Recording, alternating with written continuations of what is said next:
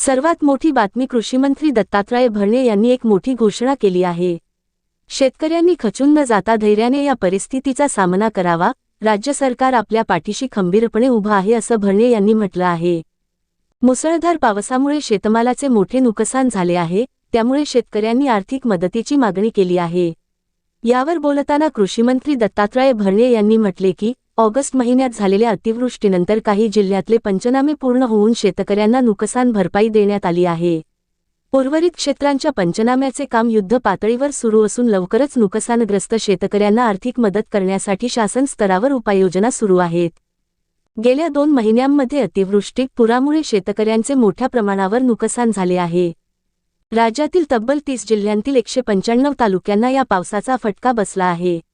August आणि सप्टेंबरमध्ये 17,85,714 hectare, 42,84,846 acre क्षेत्र अतिवृष्टीमुळे बाधित झाले आहे। या काळात 654 महसूल मंडळांमधील खरीप पिके धोक्यात आली आहे। सोयाबीन, मका, कापूस, उडीद, तूर, मूग, भाजीपाला, फळपिके, बाजरी, ऊस, कांदा, ज्वारी आणि हळद या पिकांना मोठा फटका बसला आहे। त्यामुळे आता सरकारने शेतकऱ्यांना मदत करण्याचा निर्णय घेतला आहे।